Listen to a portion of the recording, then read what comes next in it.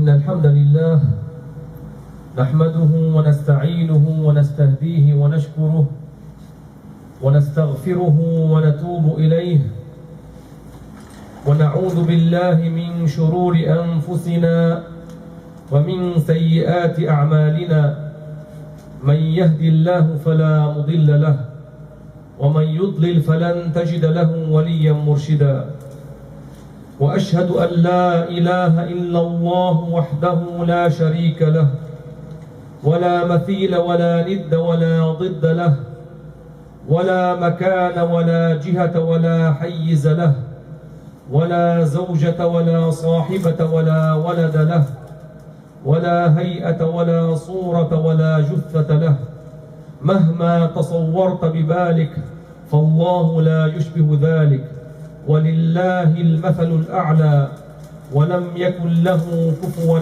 أحد ومن وصف الله بمعنى من معاني البشر فقد كفر وأشهد أن سيدنا وعظيمنا وقائدنا وقرة أعيننا محمدا عبده ورسوله وصفيه وحبيبه وخليله أرسله الله هدى ورحمة للعالمين فجزاه الله عنا خير ما جزى نبيا من أنبيائه عباد الله أذكركم ونفسي بتقوى الله العظيم. I start in the name of Allah, the one who's merciful with the believers and non-believers in this life, the one who's only merciful with the Muslims in the hereafter. With all humbleness, I ask Allah Tabaraka wa Ta'ala to raise the rank of Prophet Muhammad alayhi salatu wassalam, and to protect his nation from whatever he feared for them on the day of judgment. As a Friday khutbah integral, I remind myself and I remind you with taqwa to fear Allah Tabaraka wa Ta'ala by doing the obligations, refraining from the sins. At taqwa in Ramadan or after Ramadan, as long as you are alive, Allah Tabaraka wa Ta'ala orders us at taqwa. وَتَزَوَّدُ فَإِنَّ خَيْرَ الزَّادِ التَّقْوَى. Many people do not know what is the definition of at-taqwa. Some scholars, they define it at-taqwa هي العمل بالتنزيل والخوف من الجليل والقناعة بالقليل والاستعداد ليوم الرحيل. It is defined at-taqwa to fear Allah Tabaraka wa Ta'ala and to be satisfied with whatever you need sustenance to survive and to get ready for the day you depart from this life. These are matters that are very important. Now that there are a few days left from Ramadan, so what would be something important to talk about? I try to prepare a khutbah, I try to find a topic. What can I tell you? If you did not repent to Allah Tabaraka wa Ta'ala, I tell you to repent not before Ramadan ends, before you die, because you might die before Ramadan ends. How to repent? You have to learn what are the matters that you have been unjust to yourself to fix it. If you have borrowed money from people you did not pay, you have to get their forgiveness or pay them back. If you have talked about other Muslims and it reached them, then in that case you do have to ask for their forgiveness. If you have talked about other Muslims and it did not reach them, then you don't have to ask their forgiveness. You repent to Allah. So the ghiba situation is either way. If you have talked about some Muslims and whatever you have said have reached them, then in that case part of your repentance to ask for their forgiveness. If you talk and they do not know, then it is not required to ask for their forgiveness. You can repent to Allah Tabaraka wa Ta'ala. If you have, like we said before, years that you have missed the prayers, start working with Al-Qada. After Ramadan, if you have days that you missed this year or the years before, make it up. And all the other matters that are obligations. Allah Tabaraka wa Ta'ala said, وَقَضَى رَبُّكَ أَلَّا تَعْبُدَ إِلَّا إِيَّاهُ وَبِالْوَالِدَيْنِ إِحْسَانًا. The Muslim parents. The Prophet ﷺ mentioned one hadith I mentioned 2 weeks before, بُعْدًا لِمَنْ أَدْرَكَ رَمَضَانَ وَلَمْ يُغْفَرْ لَهُ ذَنْبُهُ. Very far from the right path, the person who lives until he reaches Ramadan and he comes out from Ramadan and his sins are not being forgiven. And very far from the right path, the one who survived and his mom and dad are alive and they were not the cause that he enters paradise. If you have children, then you have to take care of your children. If your mom and dad are still alive, you have to take care of respecting them. Now in Ramadan, people on the day of the Eid, after they pray the Eid, they visit the Muslim relatives in the cemetery, they recite the Quran for them, especially the mom and the dad. The mother and the father and your Muslim relatives in the grave are desperate. They are waiting in excitement only if you say for them, oh Allah forgive them.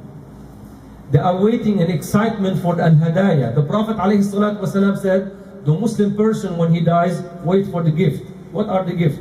Reciting the Quran, uttering as-salatu ala nabi, making dhikr. If you don't know how to recite Surah Yasin, the scholar said you can recite 11 times Qul huwa Allahu ahad. Anything that you know how to recite. If you don't know how to recite, ask somebody. Ask one of the brothers, ask me, please can you come with me? And I will recite. But because the Muslim person, they don't like to be forgotten. And if you are in the situation, you have to remember, if you have kids, the same thing is going to happen to you. If you are a person who come after work and sit down, watch TV all night, so your children are for you in this, then you are not preparing your children when you die that they will remember you. In the old time, people when they finish their work, they work until the Maghrib. After the Maghrib, everybody go to the masajid. You can check with the Muslim countries. All the Muslim countries, all the masajid between Maghrib and Isha, they have session of knowledge. All the Muslims, they finish and they go over there. After the Isha, they go home, spend little time with their family and they sleep. The corruption have entered right now to our society. Technology can be used properly, but unfortunately, many times it is misused. The cellular phone is something very important, but how many people talk just nonsense for hours? The internet can be used for something beneficial. Many people don't know what their children are doing on the internet, what they are picking up. Many people, they put for every child one TV in his room and cables and 500 channels. Then the scholar, they said, the child will watch TV only enough time that if he does not do it, that he will not reach something more corruptions. You provide for him only enough time, maybe 1 hour a day, half an hour a day. But if this child, it is not trained, so when you are in your grave, he remembers you. Remember him to say, La hawla wa la quwwata illa billah. Teach him how to make dhikr. Teach him how to recite Al-Quran. Tell him that the Muslims every Friday they come to the Jum'ah, it is something important. If you don't glorify for him these matters, tell him it's very important to use the siwak. I know some people, because they don't do this, one person when he was offered the siwak, he said, this is very disgusting. The sunnah of the Prophet. Why? Because he was not prepared. The child was not prepared at a younger age. Because the scholar said the child is like a sponge. You have a sponge, you have a glass of water and sugar. So you put it in the water and sugar, it's gonna suck it. If you put it in vinegar, it's gonna suck the vinegar too. And if you put in dirt and oil and urine, it's gonna suck the urine too. Other scholars said the kid is like a sculpture. However you make it, it's gonna come out. So right now in Ramadan, I'm reminding you, take lead of your life. You have to be ideal example for your children, because all of a sudden your child is 15, he's out of control. You come, I know one person, subhanAllah, I used to know one person from Pakistan. I tell him, teach your children, take care of children, teach your children, don't sell anything haram. He never listened to me. The days passed by. The girl over the internet, she met a Hindu person. He pulled her out from her house to another state. He lived with her in haram. He came to me crying. So what can I do for you? When I told you to take care of your kids, you didn't listen to me. Okay, and up to now she's still with him. It's over 10 years now. Subhanallah. So it fires back on you. Right now, if something happened to your child, you want to take care of it. If he's sick, if he has fever, you go to a doctor. But some people, bringing up the children is like having a camel or a cow. If you have a camel or a cow, you feed them, you bring the vet for them, you provide shelter for them, okay? And the issue of religion comes always at the bottom of the list. No, it's not supposed to be like this. It is very important you take care of your children and you take care of your Muslim relatives now in Ramadan and after Ramadan. If you have Muslim relatives, that you haven't talked to for many, many years. Silatul Rahim. The Prophet ﷺ said, لا يدخل الجنة قاطع. Means the person who does not connect to the Muslim relatives, your aunts, the children of your aunts, your uncles, the children of your uncles, anybody related to you Muslim from your mom and dad, if they reach a state in their heart where they feel, my cousin, he don't even ask about me. If this kind of thing takes place in the heart, it's called Qat'ur Rahim. Qat'ur Rahim is from the enormous sin. So the Prophet ﷺ said, the person who falls into this sin, he shall not enter paradise unless he got tortured before, which is a big sin. So many people say, well, he doesn't want to talk to me. It doesn't matter, you talk to him. The Prophet ﷺ said, Sil man wasalak wa sil man qata'ak. Also you have to connect those who are, they call you, and also those who do not call you. If you open the phone, you call him and say, Assalamu alaikum, I want to wish you a good Eid. If he hang up the line, then you did what you have to do. Okay? Humbling oneself, it is not degrading yourself. Humbling yourself is honoring yourself. Okay? When you humble yourself because you want to obey Allah, this is not your pride. This is humbling yourself. You are reaching higher rank. The more you put yourself down to people, you are higher rank. Okay? Man tawada'a lillahi rafa'hu. The more you humble yourself to the Muslim, when you come inside this masjid here, you say, maybe all these people are better than me. This is what you do. You say, all these Muslims, maybe some of these Muslims, some of them they stay up all night. Maybe some of them they donate half of their salaries to Lillahi Ta'ala. You don't think ill of Muslim. You think that maybe all these are better than me. This are of humbling yourself. You keep humbling, and when your heart is not attached to what the people have from the worldly matters, they love you.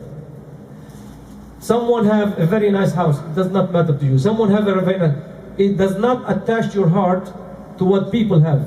إِذْهَبْ مَا فِي عَنْدَ النَّاسِ يُحِبُّكَ النَّاسِ. If you are not in your heart attached to what the people have from the worldly matter, then they love you. Okay? They love you because they know you don't want their companionship for any worldly matter. So now that there are few days left in Ramadan, some people, like I said before, the curve goes down like this. Right now, the curve should be pushing very high. We are in the last 10 days of Ramadan. If you have been making tasbih and dhikr 500 a day, do 2,000 a day. If you are praying 8 rak'at at night, if you wish to pray now more, you can pray more. If you are staying up 1 hour at night, you can stay more hours. Whatever you are doing now, you push until the end of Ramadan. Let me tell you what happened after Ramadan. After the last day of Ramadan, it is the night of the Eid. The night of the Eid, there's no Taraweeh. Everybody go to sleep because they are happy. The next day is the Eid. Okay, and you're going to come to the masjid, you're going to wear the new clothes. Allah Tabaraka wa Ta'ala revealed to Prophet Muhammad alayhi salatu wasalam a hadith which means Man ahya laylatay al-Eid ahya Allahu qalbahu yawma tamutu al-qulub. The day of the Eid, for us it is the nice night. You sleep, you have to wake up for suhoor. But for righteous pious Muslim, this is the night they don't sleep. Whoever stay up all night, and that night Allah Tabaraka wa Ta'ala will bring him ahead on above all the creations on the day of judgment. Why? Because this is the day when everybody, same thing. One of the companions, Abu Dharr, he came to the Prophet ﷺ. He said, tell me about some matters that if I do it, I will enter paradise. He said, أطعم الطعام وصل الأرحام وافش السلام وصل بالليل والناس نيام تدخل الجنة بسلام. أطعم الطعام, feed the Muslims. It's something rewardable. Even if this Muslim is not a righteous pious Muslim. It is better if your food is eaten by a righteous pious Muslim. But it is permissible and it's rewardable if you give food for a person who is not a Muslim. Allah said, وَيُطْعِمُونَ الطَّعَامَ عَلَى حُبِّهِ مِسْكِينًا وَيَتِيمًا وَأَسِيرًا. The asir is a prisoner. One of your neighbors, he is not a Muslim, give him food to show him the good manners of the Muslim. Okay, it's something good. So أطعم الطعام, it is one of the good manners of the Muslim, to feed the Muslim, especially in Ramadan. You feed someone to break the fasting, you get similar reward. If you haven't volunteered any iftar, look how many people come every night. You get reward by each one of these people. It is golden opportunity. You know, if you haven't volunteered, even if you volunteer to buy the dates, said you cannot cook for them meat, you cannot cook for them rice. Okay, said I can feed you dates. The same reward. Okay, take advantage of this, because on the day of judgment, this you're going to see in your journals. Okay, The Prophet ﷺ, he said, Sil al-Arham, which we have talked about, your Muslim relatives. Okay, it took me one time, you know what I did? I went on a Microsoft Excel and I put all my cousins' name and their children, so I don't forget anything. I said, who is my cousin? Because, you know, sometimes I have 6, 7 children from one aunt and they have children. So this is out of judging yourself, who are my Muslim relatives? Which one I haven't talked to? Because many of us come to this country and we have relatives back home, and sometimes, you know, we get busy with the dunya and education and business and children, and everybody's busy, I know, but this is not an excuse. It's something very important, Silatul Raham. Wafshi salam, you say Assalamu alaikum when you see other Muslims, and Assalamu alaikum is only for Muslims, because many of the Americans, they learn that this is our salutation. So when they see you, you are where? From Lebanon or from Pakistan. Oh, Assalamu alaikum. Don't answer. Do not answer the salam for a person who is not a Muslim. It is not permissible. You can say wa alaikum only. Why Allah revealed to one of the Prophets to say Assalamu ala man ittaba'a al-huda? You come inside one session, there are Muslims and non-Muslims. What do you say? You say Assalamu ala man ittaba'a al-huda. As-salam is only the one who follows Muhammad. Al-huda means to follow the Prophet. So you don't include everybody in your salam, okay? And this many people don't. Okay, one time in one place, there was one priest, I think he was in Morocco, he came on the microphone, says, Assalamu alaikum, everybody answers. So why you answer? This salutation is between the Muslims. And the Prophet ﷺ, out of his good manners, he was always the first one to start saying Assalamu alaikum to other people. And of course, you know the judgment to always return the salam with something better, okay? وَصَلِّ بِاللَّيْلِ وَالنَّاسُ نِيَامٌ. Pray at night when people are sleeping. When people are sleeping and you make the effort to make wudu and pray 2 rak'at in Ramadan or after Ramadan, this is something very special. In conclusion, the Prophet ﷺ told us one hadith narrated by Al-Hakim in his book Al-Mustadrak, which means take advantage of 5 matters before 5. If you don't take advantage, you're going to regret when the time is going to be too late to regret. Take advantage of your life before you die.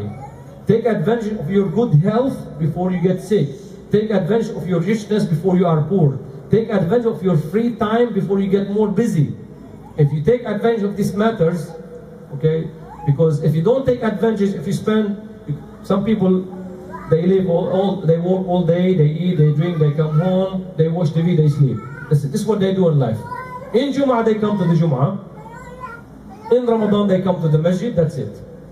If there's a special occasion, Al-Isra wal-Mi'raj or Milad al-Nabi, they come to the masjid. Other than that, they are not connected to the community at all. Therefore, their children are not committed. So right now, you have a children, you have a family facing a big society out there that is suffering its own problem, and you are putting your children in these problems.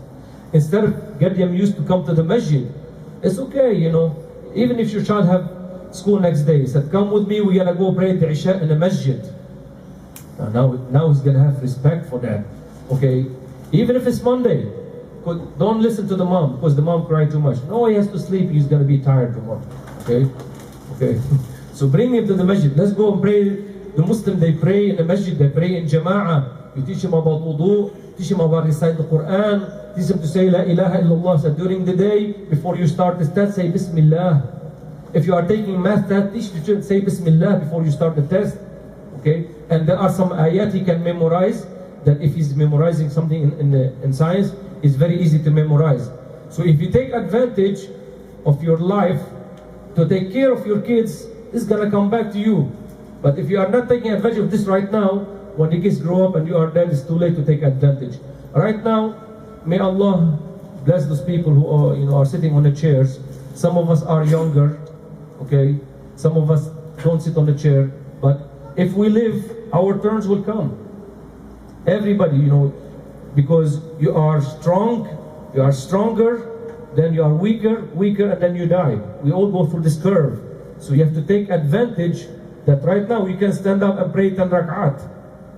Maybe after that you have knee problem, you have back problem. So right now you can take advantage of your good health to do what you can do before it's too late. Because once you are old, you cannot come back.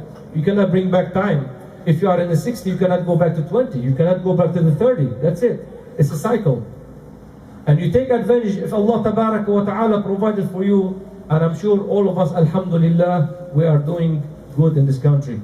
You know, none of us sleep at night hungry. None of us don't have money to pay the electric bill. I mean, most of the people. I mean, if someone is in need, then there are some people who will help him. So this is what أليس هذا من فضل الله ومنه ورحمته وكرمه?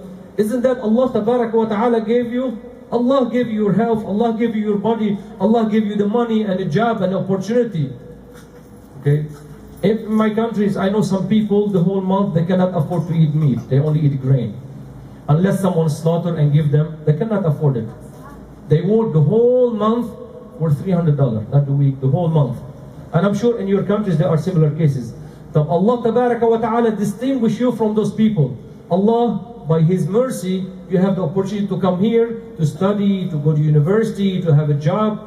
So how do you praise Allah tabaraka wa ta'ala? By leaving out what Allah ordered you to do. Only say, Alhamdulillah, I'm doing good. Only by the tongue.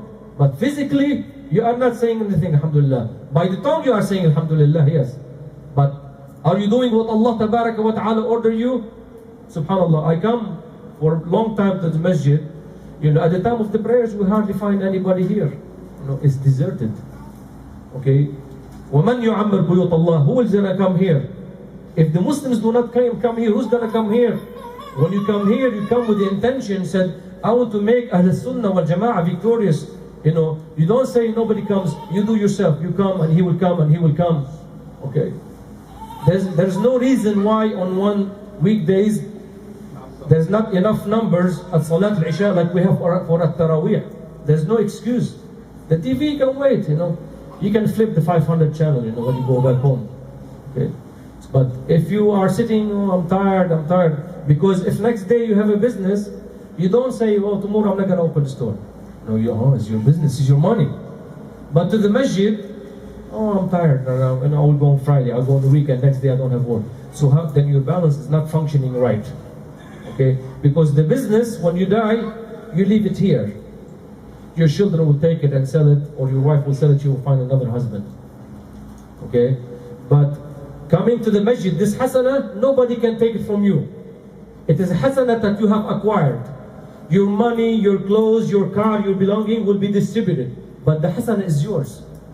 It will stay with you. The Prophet ﷺ said, 3 matters will go to a person to be buried. 1 will stay and 2 will go back. يَذْهَبْ مَعْهُ مَالُهُ وَأَهْلُهُ وَعَمَلُهُ. You know, his family, his money, his wealth, and his deeds go with him. 1 will stay and 2 will go back. What will stay with him? His deeds. So if you did not prepare the good deeds, what are you going to do? You are in the grave already, it's too late. So that's why you have to take advantage that you are alive, that you are breathing, Allah gave you the health. And look at the people who have calamities. Some people, I know some people that are doing very well financially, but they have some children who are not normal. They have to live with that all their life, take care of them. Some children, subhanAllah, they have what they call Down syndrome. Always to appreciate what Allah tabaraka wa ta'ala gave you, look at the one beneath you.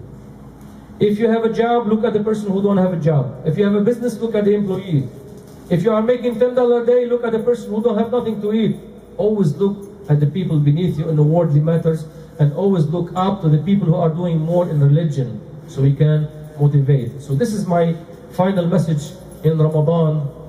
You know, in Ramadan, the person feel more toward doing the obligations because the monster jinn are chained. And the last day of Ramadan at the Maghrib, they're going to be released. But if you have used Ramadan, as the Prophet said, ﷺ, fasting if has half of the patience. If right now yourself is trained to be patient, to pray on time, is patient to be on the calamities, is patient on the hunger, you are disciplining yourself on the patience, then this good habit, because the reward of patience is paradise. The Ramadan is a training period. Like when you go to one company you work, they give you training. And Ramadan has been training to be patient. You are living what Allah tabaraka wa ta'ala asked you to live. You're living the food, you're living the drink, you're living the attraction of this world because you want to obey Allah. And you can do it after Ramadan. You can do it. If you can do it in Ramadan, you can do it after. You just need to have a strong self and tell yourself, I want for you paradise. أقول قولي هذا وأستغفر الله لي ولكم فيا فوز المستغفرين استغفروه.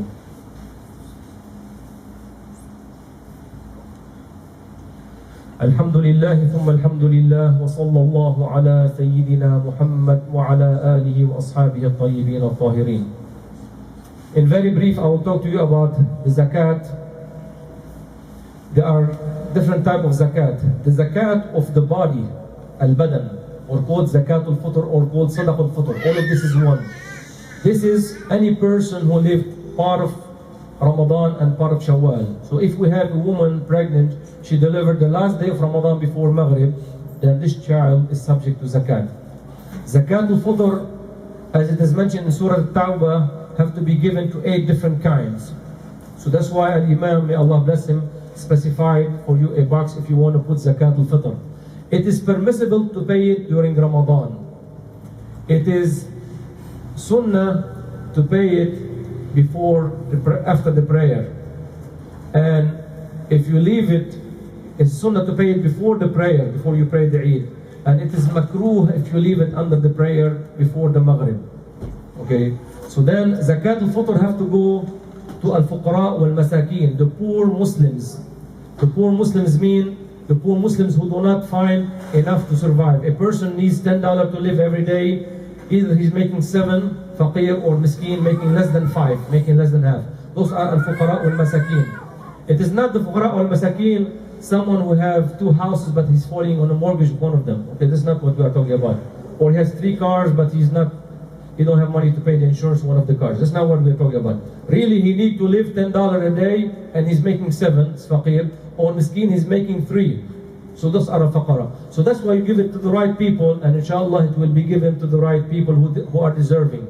Because in the ayah, وَفِي سَبِيلِ اللَّهِ وَابْنِ السَّبِيلِ, وَفِي سَبِيلِ اللَّهِ means, it is not, the ayah does not mean here that any act of obedience for the sake of Allah, the zakat can be spent. No. فِي سَبِيلِ اللَّهِ, the meaning of the ayah, according to Abu Hayyan al-Andalusi, the great tafsir, means if there is a Muslim caliphate and there are Muslim warriors who are going to fight for the sake of Allah, in case there is jihad, then it is permissible for the caliphate to give those people this kind of money. So they went fi sabilillah. The people went fi sabilillah. It is not a general term, any money spent for sabilillah. So the zakat money, it is not permissible to use it to build a masjid, even though it is something very important and very rewardable to build a masjid. Except the zakat have to be spent in 8 different kinds. Right now, the kinds that exist right now is the poor people, the poor Muslims, fuqara and masakin, وَالْمُؤَلَّفَ قُلُوبُهُم, which means if we have a person who became Muslim lately and his heart is not really mixed with the Muslims, so then he is given from this money so he feel more close to the Muslims in his heart. So this is something. And of course, if you have Muslim relatives who are poor, then the priority is to give your relatives than to give it. Okay, so then وَفِي سَبِيلِ اللَّهِ وَالْعَامِلِينَ عَلَيْهَا. وَالْعَامِلِينَ عَلَيْهَا means the people who collect. This is also, if there's a caliphate and he assigns some people to travel and to collect the zakat, then the caliphate, he's the one who gives the people. Okay, not some people, they make one association and said we are working to collect zakat and they give themselves salary from that. No, it's not going to work like this. Okay, so there are some matters only applies if there is a caliphate. So then it is very important to pay the zakat al-fitr. And it is not correct what some people say that if you don't pay the zakat al-fitr, the reward of your fasting is not accepted. No, this don't have to do nothing with that. If you have fasted sincerely, fulfilling the integrals of the fasting, then Allah will reward you for the fasting. And zakat al-fitr, it is a donation, it is sadaqah on your body. If you have other type of zakat that you have to pay, if you have a business and you have tijara zakat, then this depends what time of the year you started your business. So some people, they think that all the zakat is paid on Ramadan. No. If the business has been started in Muharram, then you pay in Muharram. If you start in Rabi' al-Awwal, then you pay in Rabi' al-Awwal. That's why the Prophet ﷺ said the truthful tradesmen will be assembled on the day of judgment with prophets. Who is the truthful tradesman? When you start your business, you mark on a lunar calendar. I start in 10 Safar. Then next year, before 10 Safar, you have to pay. If you are going by December and November, then the solar year is longer, then you pass the due date, so you committed no sin. So it has to be always going by the lunar year. If you have merchandise, if you have gold, It is 85 grams of pure gold, the minimum quantum for pay zakat. It is 97 grams of 21 karat gold, and it is 114 grams of 18 karat gold. More or less, the gram of gold is $40. So the minimum amount, if you have money fixed in your house or in the bank, is about $3,300. If you have this amount and 1 year passed by, then you have to pay the 2.5. So if you have $3,000, if let's say you have 2,000, if you have the 3,000, let's say you have $4,000, you divide it by 10 is 400. 400 you divide it by 4 is $100. So if you have $4,000 that has not been touched for 1 lunar year, this is how much you pay zakat on it. This is separate. It depends when was the amount fixed and 1 year passed and it was not less than that. So if you have merchandise, if you have a store that sells men's clothing, for example, you bring a person who evaluates the merchandise. For example, you bring someone said, how much would you buy the merchandise for me, a wholesale, one shot? Market value, not like. So for example, $20,000 said, I buy everything, and you think it's a fair price, then you can pay zakat either from the merchandise itself, the clothes itself, or you can pay, according to the Hanafi school, what's equivalent in money. This is in brief. But it's very important, it is permissible to pay zakat al-fitr before any time in Ramadan, and it is for any person that is depending on you. If your mom and dad are depending on you, then you pay on them. If you have children in your house, you pay on them. If you have your aunt living with you, she's depending on you, then you pay. Whoever, the people who are depending on you, then those are subject to zakat. It is $7. When you donate this amount of money, you intend that this is zakat al-fitr, and whatever is in excess is sadaqah, donation, because it is not exactly 7, it could be a little bit less.